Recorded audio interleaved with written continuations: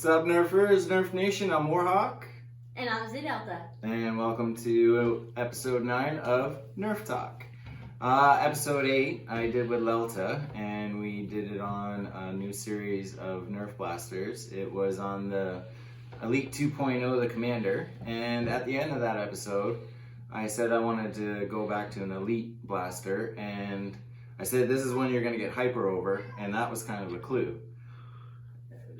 And that was my cat meowing, if you heard that, by the way. So, the Elite blaster I want to talk to you about is the Nerf Elite Hyperfire. Now, right off the bat, I love how this blaster looks. This thing looks really, really slick. I mean, it just looks really cool. It kind of looks like a blaster in a video game to me, in my opinion. I just love the look of this. So the Elite Hyperfire is a fully motorized, fully auto Nerf blaster, and supposedly it's supposed to shoot up to 5 darts a second, which is that's very, very fast for a Elite blaster, which makes this one of my favorite Elite blasters. So if you're gonna notice here, you will notice that it doesn't give you any options to put a stock on or a barrel attachment. Do you need a stock or a barrel? You're crazy. Yeah, because I mean the blaster is already set up for you know, if you want to hip fire it or shoulder fire it. So you know, adding a stock to this, it would be just a little bit too long, and it could use a barrel, but to make the darts a little bit more accurate. But the way this thing fires, how fast it shoots, you really don't need accuracy with this. I mean, whatever you're shooting at, you're gonna hit for sure. So yeah, so you'll notice though, it does have a small tack rail on the top here, just a little one, but if you do want to put an attachment on there, it's easy to do. And it does have 4 sling mounts. So it has one here at the front, so 2 at the front. 1 here. And then 2, and 1 down here at the bottom, so 2 at the back. So it is very easily to sling. So if you wanted to shoulder it, it's no problem. But this blaster is pretty light as it is, so it is very easy to carry, but it's awesome that they give you the option to sling it. So, and you're gonna notice too that the Hyperfire doesn't have any front loading to it at all, and there's a reason for that, because it uses removable mags and drums. So this is the drum that does come with the Hyperfire, and I'm gonna hand that to you, and then go ahead. All right. So this is don't hold it in front of your face. So this is a 25 dart drum. So that just means it holds 25 darts, and the way you load it is you push down the dart, put another one in, and then yeah. So and then eventually when you're at halfway, you'll start getting a little bit harder to push the darts in or something. So that's what this is for. So all you gotta do is just twist that and move that, and yeah. Well, because it's spring loaded, so what that does is take the tension off the spring a little bit, so it's easier to load the darts in. So before I put that back in, by the way, I do want to talk about a few things here. So as you can see down here on the grip is very, very comfortable on this blaster, but it has this thumb hole here to put your thumb, and I think why they put that far back like that is to create some space between your thumb and your finger. So because remember, you are holding this rev trigger down to fire this blaster, so the little, more space between your finger and your thumb there causes less cramping, in my opinion anyway. But it's very comfortable to hold this. So like I said, the Hyperfire is motorized, so it does take batteries, and this one takes 4D type batteries. So she's got a lot of power to her, and the batteries sit in the back here, which is really, really nice, because the motors and the flywheels are in the front, and then you put the weight of the batteries in the back, which really balances this blaster out nicely. It's not front or back heavy. So down here to the grip again. So down here is your rev trigger, so you're gonna push that in to rev up the wheels and then pull your trigger. Now there's 2 things happening when you're pulling the rev trigger and the trigger. So when you pull the rev trigger, that's gonna power up the flywheels, and then when you pull the trigger, what happens is, so this is your jam door. So if you get a jam, crummy dart, you can clear that out. What happens is, there's a belt here on the top, if you can see that, on the top of this jam door. So what happens is when you pull the trigger, this belt rotates and there's little nubs on there, which actually pushes the dart into the flywheels, which makes this blaster shoot so fast.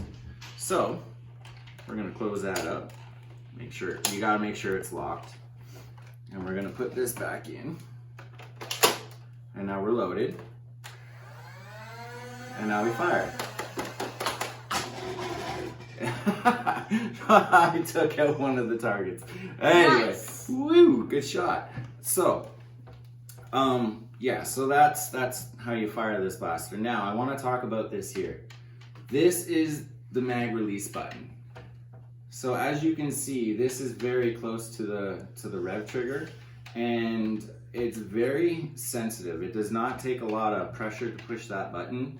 And remember, you got a drum in here, so you got a little bit of a weight, and if you're not paying attention, you know, it doesn't take much for this to drop. So one small downfall of the Hyperfire is that release button is very, very sensitive, and we actually have a story about that. So I like to, you know, test my blasters out and have fun with them, and I was testing different mags and drums, and I decided that I was going to put this guy in.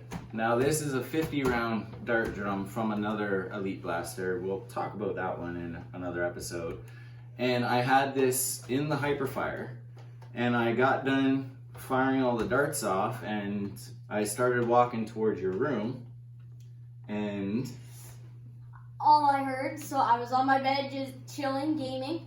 All I heard was a huge crash. yeah. And I was like, oh no, what did he do now?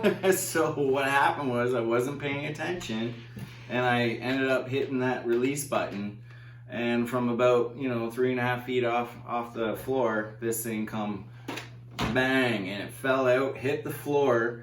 The actual chain mechanism in this popped right out of the drum, and I was sitting there like, ah, and I'm like, Delta, and he's like, oh, and I didn't know the chain was supposed to come out like that. So he's like, it's okay, we can fix it. I'm like, are you sure?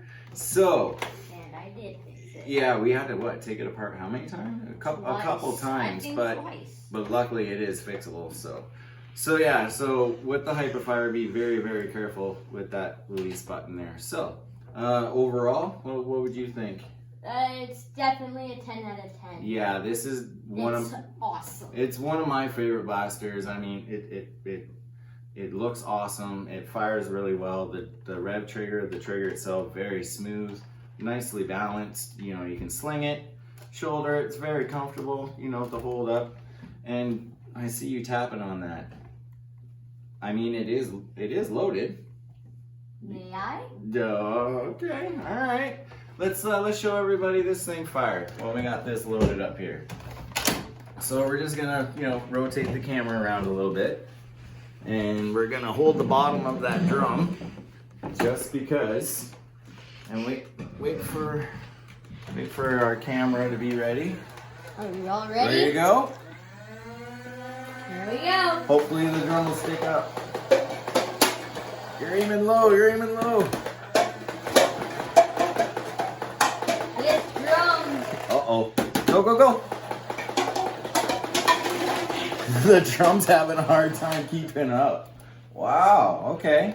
Well, the Hyperfire, I mean, it does shoot fast. It's very fast. Like, I bet even you couldn't fire that fast. Dude, you saying I can't shoot as fast as this thing? Oh, no. You're talking to Mr. Nerf here. Are you sure? Is that a challenge? Yeah. That sounded like a challenge. All right. 100 darts. You Hyperfire, me Strife. Deal. Easy. Loser takes 50 darts from the barrel with the winner's gun. Easy. I'm going. Are you saying yeah? Deal. He's saying yeah. Stay tuned. And okay, before we quit, just want to say thank you very much for watching. That was the Hyperfire, and the next episode is our 10th episode, It's going to be a special one. It's going to be Lalta's pick. So thanks for watching, and we'll see you next time.